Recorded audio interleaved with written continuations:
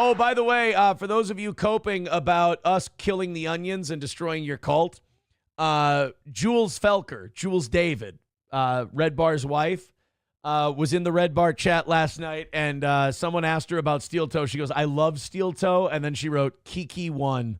Oh, Redbar even knows. Sorry, guys. Sorry about your damn luck. Stacking the W's. Also, I watched a Kino Casino clip before the show, and it was really weird to have the Kino Casino boys like telling me that I did a good job. They were like, this is a clip I've watched of Aaron. He's really good in this clip. I'm like, I do a solid show. I'm a funny guy. I'm better than anybody else you're watching. And I know it's because I was brutalizing Rekieta again and bending him over, and they like that. But, like, usually they'll still shit on me, but they're like, he's really good in this clip. And then, just when I'm thinking, hey, PPP and Worski and I, we're okay, we're all right. Then they go shitting on Johnny. They're like, God, Johnny adds absolutely nothing. And then Johnny actually added something in part of the clip, and the Kino Casino guys go, oh, that was abysmal. He just worthless. And I'm like, can we have a clip where you compliment the both of us, please? McFuster says Redbar makes Melton feel. Nick and Melton deserve to be friends because they both do the same thing. If they project something, they're doing it. Like Steel Toe historically has made Melton melt down and crash out and feel more than anyone else, mostly by not doing anything. Well, Redbar first, then me.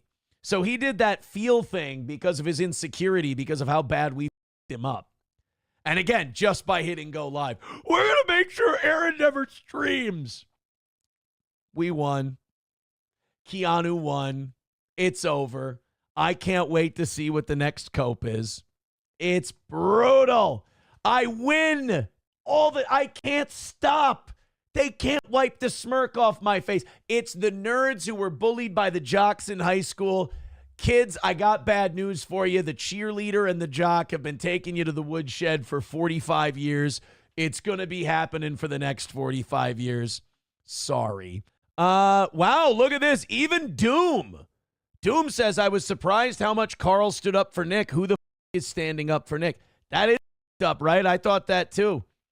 When I saw, because I thought Carl just needed me because his money's down and his attention is down. I thought he just I forgive him for that. That's fine. I get it. I'm box office. But to watch him go, oh, Keanu, are you saying drugs aren't cool? First of all, Carl, never. Nobody's ever going to ask you to be the arbiter of cool. Second of all, yeah, when you have 5 children, drugs aren't cool. And drugs aren't cool in general. If you can't have a good time without abusing heavy narcotics, you're a loser, dude. Like a big time loser. Dub says Nick should join the Blue Man group.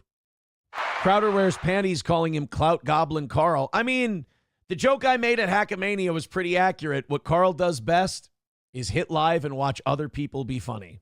Doom says that's going on with Nick's hands. So blue. That's from nitrous oxide. When you abuse nitrous oxide, the oxygenation levels in your skin go down, and you get blue fingernails and blue fingertips.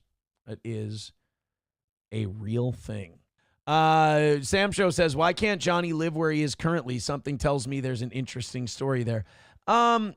He lives with his ex, and it's from what I understand, it's a complicated situation, and shit like that cannot always be permanent. I don't know her. I'm not familiar with her. I think we've met once or twice. I don't remember if she was cool or not cool, good or not good. I have no positive or negative opinion. As far as like what's going on there, it's a private thing that, I'm not privy to.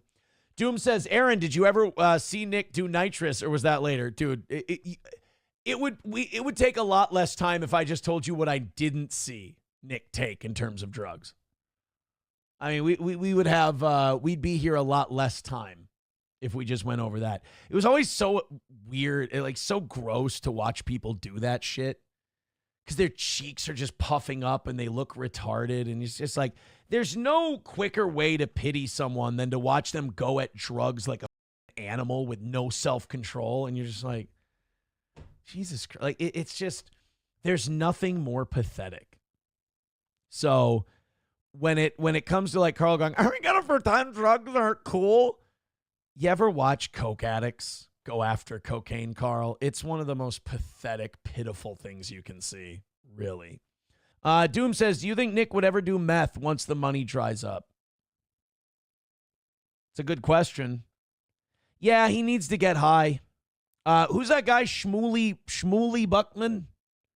I've never watched his show, but he did a clip where he's like, I saw Nick at Hackamania, and Nick said he was really bored, and he didn't know what to do being sober, and he said his leg was shaking, and Nick was pouring sweat, like he was just a wreck. And Shmuel Buckman, Shmuley, is it Shmuel or Shmuley Buckman? Maybe I'm confusing it with Shuley. And I guess this guy's recovery. He's in recovery, and he said, he goes, that's the worst. When you're bored, that's the sign that you're going to relapse. He also said, when people are educated and smart, they can rationalize anything, and those are the people that relapse the quickest. Now, I believe that Nick being on nitrous is relapsing, and he hasn't been sober. So I do. Would he do meth if the money ran out? I think his grandparents were like 8-figure millionaires. So if the money ran out, he'd have to super up, even worse than he has now. Would he do meth? Yeah, he'd do meth. Oh, yeah, I'm going to go with Brian says he'd 100% do meth. He'd do anything to get high. He can't be sober. He hates his life. He hates who he is. He tries really hard to outrun all the really valid truths and criticism about himself. That's why Keanu confronting him with the texts and the evidence really fucked him up and he lost his mind. I've seen that, Nick, over and over before. Way worse. It's when people tell him the truth right to his face. Like when he was mad one day and I just grabbed him up and I went, dude, have another drink, you alcoholic. And he goes, shut the up. And then he ran upstairs. He had to pout because I pointed out that he's fucking drunk at 2 p.m. I mean, that's just the way it is.